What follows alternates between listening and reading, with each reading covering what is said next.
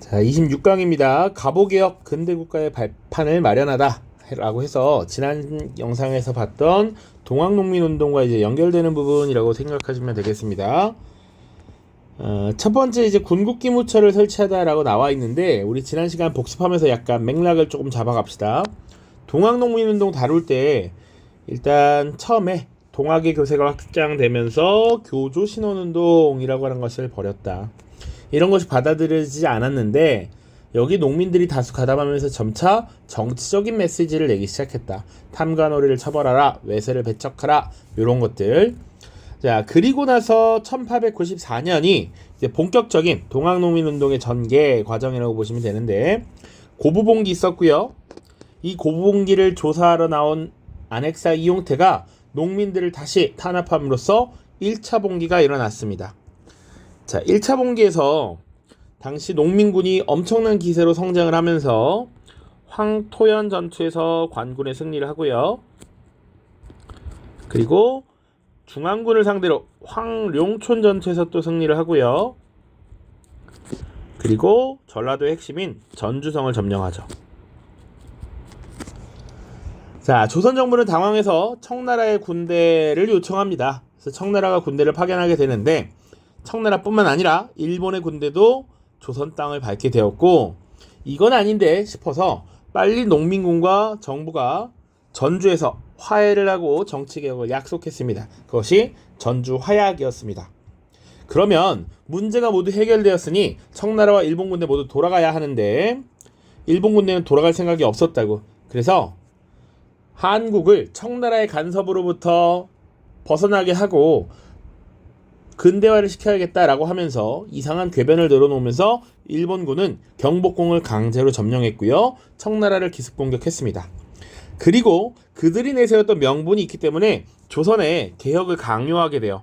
그렇게 조선 정부는 개혁을 시작하게 되는데, 그것이 1차 가보개혁입니다. 자, 그리고 농민들은 이제 농번기가 끝나고 일본의 이런 침략 상황을 알게 되면서 다시 한번 들고 일어났던 것이 2차 봉기이고, 일본군의 막강한 화력에 결국 우금치 전투에서 패배하고 농민군 지도자 전봉준 같은 사람들이 체포되면서 결국 끝이 났죠. 자, 이 맥락에서 이제 오늘 다룰 가보개혁이 나타나는 거예요. 1차 가보개혁 이미 얘기했고요. 2차는 언제 시행되느냐? 이 개혁이 갑오년과 을미년에 걸쳐서 일어나서 갑오개혁 혹은 갑오을미개혁이라고 하고, 큰 덩어리로 나누면 1차, 2차, 3차로 나눠요. 그래서 2차 갑오개혁이라고 써놨는데, 이 2차 갑오개혁은 동학농민 세력을 어느 정도 진압했고, 청일전쟁에서도 어느 정도 승기를 잡은 일본이 이제 자신감을 갖게 돼. 그러니까 지금 1차와 2차 나눴는데, 어떻게 보면 1차 갑오개혁은요, 미리 스포하면 일본이 청일전쟁을 벌이느라 사실은 제대로 간섭하지 못했던 게 1차입니다. 그래서 1차 가보개혁은 우리가 일본의 압박에 의해서 개혁을 시작하긴 했지만 상대적으로 우리가 하고 싶은 것들을 쭉 해나간 개혁이야. 근데 2차 가보개혁은 일본이 어느 정도 여유가 생겨 그리고 나서 조선의 개혁을 압박, 강요했던 것이기 때문에 일본의 압박, 일본의 간섭이 꽤 심합니다. 자, 그 이후에 청일전쟁이 끝이 나게 돼요. 청일전쟁이 끝나고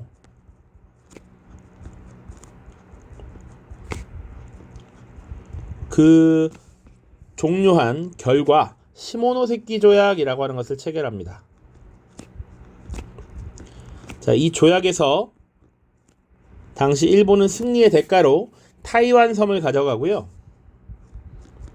그리고 랴오둥 지방을 가져가기로 결정합니다. 근데 이 랴오둥이 어디냐를 좀 보셔야 되는데, 여기에 조선이 이렇게 있고 일본이 이렇게 있다고 치면 요렇게 뾰족 튀어나온 여기가 랴오둥입니다.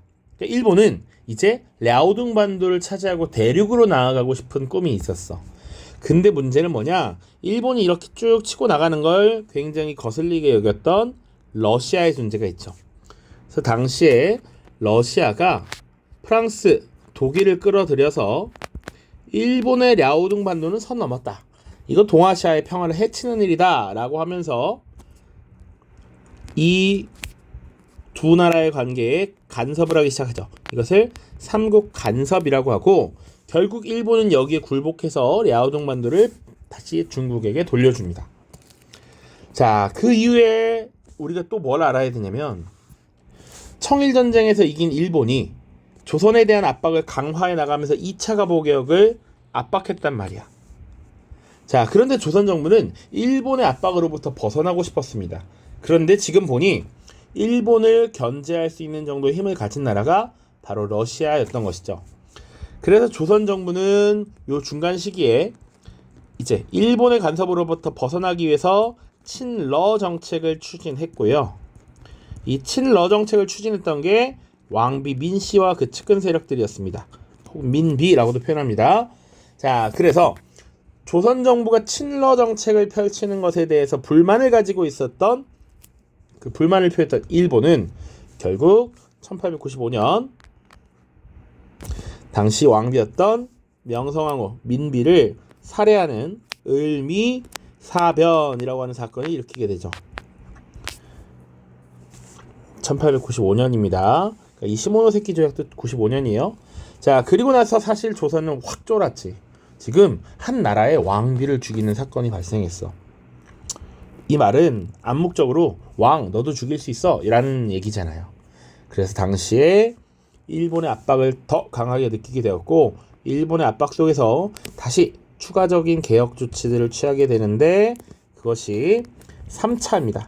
3차 그리고 연도가 바뀌어서 을미개혁이라고 얘기해요. 칸이 좁아서 잘 써지지 않네요. 을미개혁이라고 보시면 되겠습니다. 요런 맥락 속에서 지금 구체적인 내용을 넣어야 됩니다. 그런데 이 부분은 1차 가보개혁, 2차 가보개혁, 3차 가보개혁의 내용을 각각 좀 구분하셔야 됩니다. 그리고 프린트에 그리고 여러분들 교과서에 보면 되게 많은 조약의 내용들이 쭉 정리되어 있어요. 그래서 지금 강의는 맨 뒤에 이렇게 넣어놨는데 교과서에 다 있거든요. 요걸 구분을 하셔야 됩니다. 여기서는 여기 지금 요렇게 구분을 하면 돼요. 다시 씁시다. 잠시만요. 요 위로는 다 1차입니다. 그리고 여기가 2차 개혁의 내용이고요.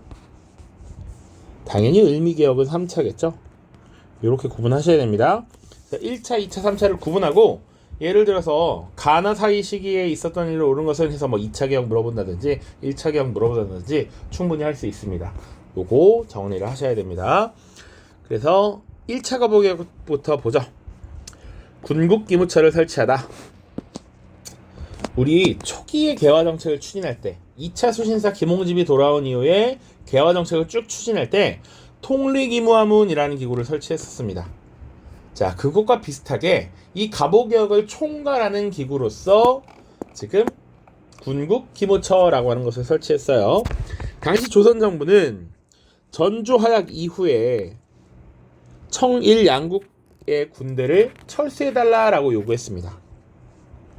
자, 그리고 조선 정부는 동학농민군의 요구, 패정개혁을 반영하기 위해서 교정청이라고 하는 것을 설치해서 나름의 내정개혁을 추진하려고 했었죠. 요거 자체는 1차 가보개혁은 아닙니다. 요거는 일단 그래서 정부에서는 서울에 교정청이라고 하는 기구를 설치했고요. 동학농민군은 해산하고 각자 고향으로 돌아가서 자치개혁기구인 집강소를 설치했었죠. 요거 기억하셔야 됩니다.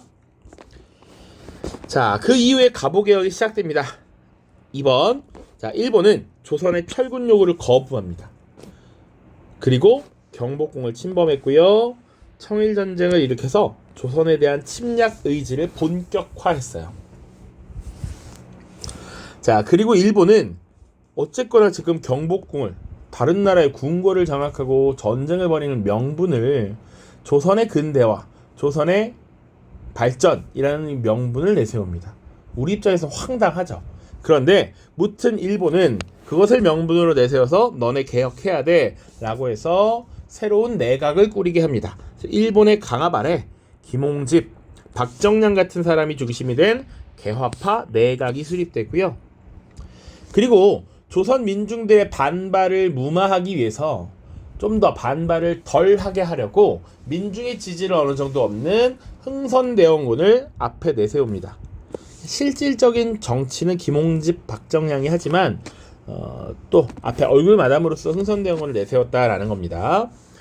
이게 1차 개혁이에요. 그래서 김홍집 내각은 교정청을 없애고 개화정책을 각종 개혁을 총괄하기 위한 기구로서 군국 기무처를 설치합니다. 그리고 이 군국 기무처는 일본이 청일 전쟁에 집중하는 요 시기에 독자적인 개혁을 시도합니다. 그래서 아이러니하게도 일본의 압박에 의해서 시작된 개혁이지만 이 1차 갑오 개혁이 가장 독자적이었습니다. 3개월 동안 무려 210개의 개혁 법안을 처리할 정도로 굉장히 자주적인 개혁적인 성향을 보냈다.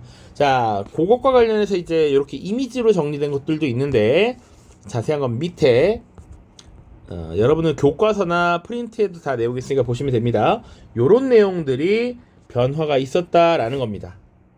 요거 프린트 내용 정리하고 여기로 계속 왔다 갔다 하겠습니다. 그래서 갑오개혁은 어떻게 전개되었을까부터 보죠. 군국기무처의 개혁이라고 되어 있습니다. 총 3개월간 210개의 개혁 법안을 처리했습니다. 그리고 군국기무처라고 하는 키워드가 나오면 이거 1차 개혁이구나 라고 바로 연결을 시키셔야 됩니다. 자, 개혁의 방향은요, 갑신정변의 개혁안과 동학농민군의 요구안을 수용해서 개혁에 나섰습니다. 그리고 여러가지 내용들이 있는데 구체적인 개혁의 내용, 요거 아까 뒤에 보여준 거 있죠? 그게 교과서 129쪽에 있으니까 반드시 보시면서 가야 됩니다. 개혁의 내용은요, 핵심적인 거 일단 신분제가 폐지됩니다. 노비제를 폐지하면서 모든 사람이 평등하다라는 가치를 앞에 전면으로 내세워요. 자, 그리고 중국 연호 사용을 폐지합니다. 이것은 우리가 중국의 연호를 빌려 쓰던 제후국의 지위로부터 자주독립국으로 나아가겠다라는 의지이기도 하죠. 그래서 중국 연호를 사용하지 않는 대신에 조선이라는 나라가 1392년 나라를 개창했죠. 그것을 기준으로 연도를 세는 개국기년이라고 하는 것을 사용합니다. 그래서 이때 개국 503년 이렇게 연도를 새롭게 세기 시작했어요. 그리고 근대적인 국가는 보통 왕이 있더라도 왕권을 헌법에 따라 제한하는 경우가 많아 그래서 왕실의 업무와 국가의 사무를 분리하고자 했습니다. 그래서 실제로 왕실 사무를 담당하는 전담기구인 국내부라고 하는 것을 신설합니다.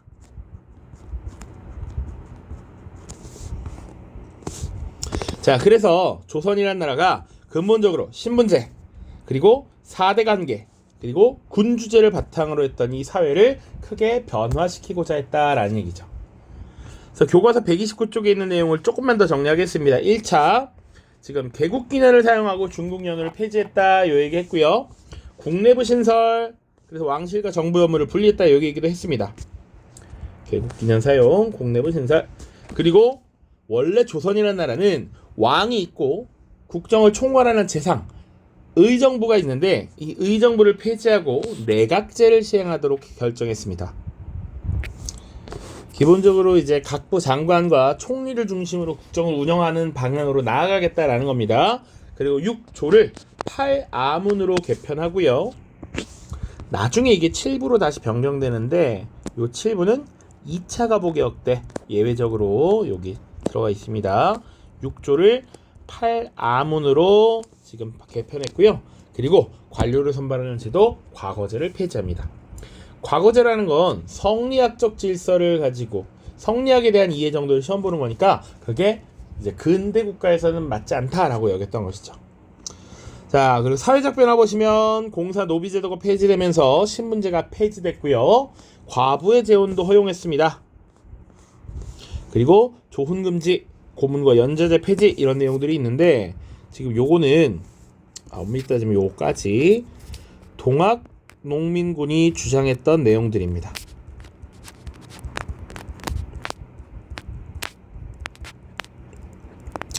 물론 공산노비제 폐지, 신분제 폐지라는 건 기본적으로 갑신정변에서도 주장을 했던 내용입니다.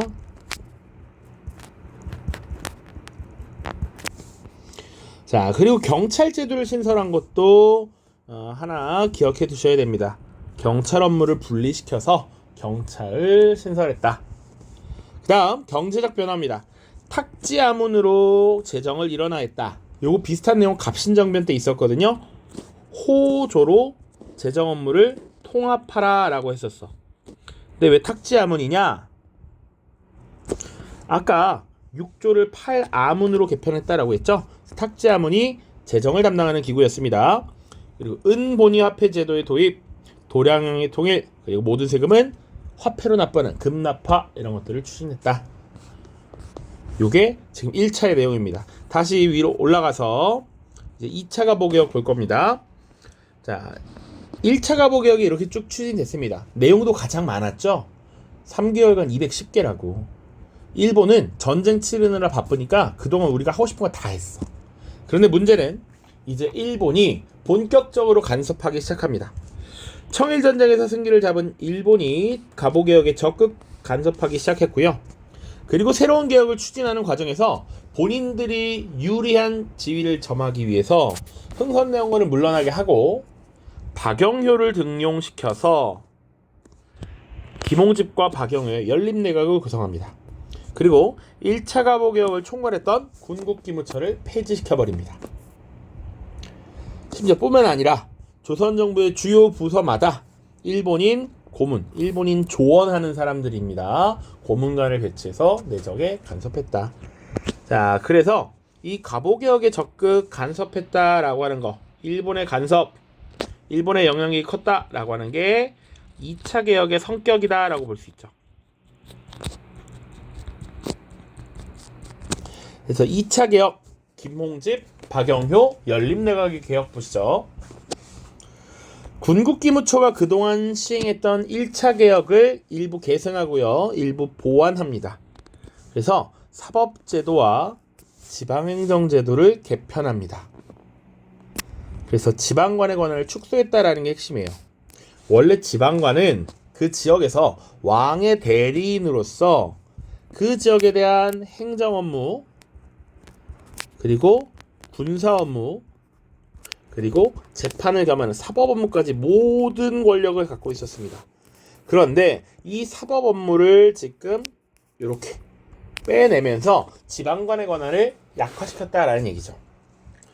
그리고 지방행정제도도 조선은 원래 8도였는데 요것을 23부로 개편합니다. 그래서 그 도를 담당하는 관찰사 혹은 감사라고 하는데 그게 지금 8명에서 23명으로 늘어났다라는 것이기 때문에 그만큼 힘이 상대적으로 약해졌다라고 볼 수 있죠. 자, 그래서 이 2차 가보개혁 시기에 지방관의 권한을 축소하는 방향으로 나아갔고요. 당시 왕이었던 고종도 조선이 독립국임을 선포합니다. 근데 이게 독자적인 면도 있지만 사실은 일본의 압박이 셌다라고 보시면 돼.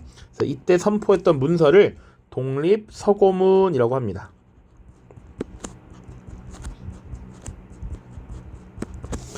그리고 가보개혁의 기본 방향을 밝힌 홍범 14조를 반포하고요. 그리고 교육입국조서를 발표해서 근대적 교육제도를 도입합니다. 그러니까 교육입국이라고 하는 건 여기서 세우다, 서다라는 의미거든. 교육이 나라를 바로 세운다라는 의미야. 그래서 근대적인 교육제도를 도입하기 위한 여러 가지 조치를 취하는데 제대로 가르치려면 제대로 된 선생님이 있어야겠죠. 그래서 한성 사법학교라고 하는 것을 이제 곧 설립하게 되고요. 외국인과의 교류가 늘어나 그래서 외국어학교, 외국어 인재를 양성하기 위한 외국어학교, 그리고 초등교육, 소학교를 설립하겠다라고 해서 이런 것들을 차근차근 준비해 나가기 시작합니다. 자, 지금까지 쭉 봤던 내용 중에 홍범 14조라고 하는 거 있죠? 교과서 131쪽에 있는데 한번 보죠. 홍범 14조 기본적으로 2차 개혁의 방향성을 제시했다라는 것 명심하시면 됩니다. 1번 청나라에 의존하는 생각을 끊어버리고 자주 독립의 기초를 튼튼히 세운다. 3번 대군주는 국정을 대신들과 의논하여 정하되 왕비나 후궁 종친이나 외척은 관여하지 못한다. 왕실 사무와 국정 사무는 분리한다. 인민의 조세, 세금은 법에서 정한 비율에 따르고 함부로 명목을 만들어 징수할 수 없다. 조세, 부과, 경비 지출을 모두 탁제함원에서 관할한다. 지방관의 권한을 제한한다. 민법과 형법을 명백히 제정해서 함부로 감금 징벌하지 못하게 한다. 인재는 문벌에 구애되지 않고 두르고 간다. 등등등. 앞으로 조선이 어떻게 나아갈 것인가를 쭉 정리한 것입니다. 자, 그 다음 교육 입국조사와 관련해서 날개 조금만 볼게요. 95년에 발표된 문서인데 고종이 발표한 교육에 관한 특별조서입니다. 고종은 전 국민을 대상으로 새로운 교육의 중요성과 필요성을 강조했고요. 교육이 국가 보전과 중흥의 기림을 역설했습니다. 128쪽에 나와 있는 자료도 읽어보시면 좋습니다. 시간이 많진 않아서 빠르게 볼게요. 갑신정변의 주동자인 박영유와 서광공을 사면하고 칙령을 내려서 두 사람을 각각 장관에 임명했습니다. 군국기무처도 폐지했습니다. 이런 내용들이 담겨 있어요. 2차 가보개혁은 일본의 압박이 더욱더 강해졌고, 그리고 이제 지방관의 권한을 축소하는 이런 방향, 이런 식으로 이루어졌다. 요 밑에 연표 교과서에 있는 거니까 가볍게 보셔야 됩니다. 그 다음 3번 을미사변과 을미개혁. 첫 번째, 지금 청일전쟁에서 승기를 잡은 일본이 간섭을 계속 심화해 나가는 과정입니다. 자, 그런데 이 일본이 청과 시모노세키 조약을 체결해서 랴오둥반도와 타이완을 가져갔는데 러시아, 프랑스, 독일이 압력을 넣어서 그것을 반환하게 만들었습니다. 이것을 우리가 삼국 간섭이라고 하고요. 이때 조선 정부는 우리가 일본의 간섭을 심하게 받고 있고 여기서 벗어나고 싶은데 일본의 간섭으로부터 벗어나려면 우리가 러시아의 도움을 받아야겠구나 라는 생각을 이때 했다라는 얘기죠.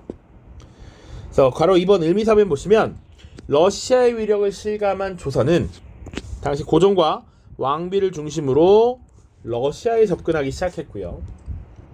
당시 이런 것에 불만을 품었던 일본이 당시 왕비였던 명성황후를 살해하는 이런 만행을 저지릅니다. 그것이 을미사변입니다. 그래서 이런 큰 사건이 일어난 이후에 왕이었던 고종은 위축될 수밖에 없어.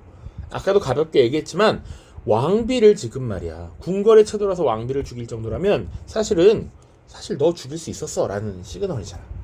그 당시에 을미사변이 있고 나서 친일 개화파를 중심으로 김홍집을 총리로 하는 김홍집 내각이 다시 꾸려집니다. 그리고 을미개혁을 일방적으로 추진하게 돼요. 요건 교과서 130쪽의 내용이 나와 있습니다. 자, 을미사변에 분노하고 있었던 유생과 민중들은 일단 당시의 왕비는 국모란 말이야. 국모. 이 국모를 죽이다니 몹쓸 일본 놈들. 심지어 부모님께서 물려준 이 신체 머리를 싹둑 잘라라 라고 하니까 전국적인 의병을 일으키게 되죠. 그러니까 지금 왕이었던 고종은 일본군의 이런 만행에 대해서도 불안하고 그리고 지금 사회가 혼란스러우니 굉장히 두려움을 느꼈고 결국 일본의 압박으로부터 자신을 보호해줄 수 있는 러시아 공사관으로 도망가게 됩니다. 그 사건을 아관파천이라고 하고요. 결국 김홍집을 중심으로 한 김홍집 내각이 붕괴되고 3차 을미개혁은 중단되게 됩니다. 대략적인 흐름을 계속 잡고 가셔야 됩니다. 교과서 130쪽에 단발령 시행과 관련된 얘기가 있습니다. 단발령이 내려지자 통곡소리가 하늘을 진동했다 라는 것. 그리고 오른쪽 자료 2번, 자료 3번 교과서 131쪽에 있는 얘기인데 당시 을미개혁에 참여했던 6일준의 고민이 있으니까 읽어보시고요. 갑오 을미개혁에 대한 일본의 입장 보시면 나는 처음부터 조선의 내정개혁을 정치적 필요 이외에는 어떤 의미도 없다라고 생각했다. 일본의 영향력을 키우기 위한 것이었지 사실 조선의 발전을 진심으로 바란 건 아니다 이 얘기를 하고 있는 것입니다. 자, 그래서 130쪽에 이렇게 나와 있습니다. 어떤 개혁 조치가 있었느냐? 근본적으로 원래 우리는 달력 1년은 사이클을 쭉 계산할 때 달의 움직임을 기준으로 한 태음력을 사용했었습니다. 그런데 태양력을 사용하게 되었고요. 그리고 태양력을 처음 사용했다, 양력을 세웠다라고 해서 건양연호를 사용했습니다.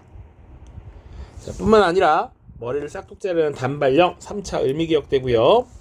일종의 천연두에 대한 백신이라고 할 수 있는 종두법 시행했습니다. 그리고 우편 업무를 재개했어요. 원래 우편 업무 언제 하려고 했습니까? 1884년 갑신정변이 일어났을 때 우정총국이라는 걸 개국하려고 했죠. 이때 우편 업무를 추진하려고 했는데 갑신정변이 벌어지면서 못하다가 약 10년이 지난 1895년 우편 업무가 재개되었다. 그리고 소학교, 아까 2차 교육입국조서가 발표된 이후에 준비 과정을 거쳐서 이때 소학교가 설치가 되었죠. 여기 보시면 소학교령, 외국어학교 관제, 이게 교육 과정입니다.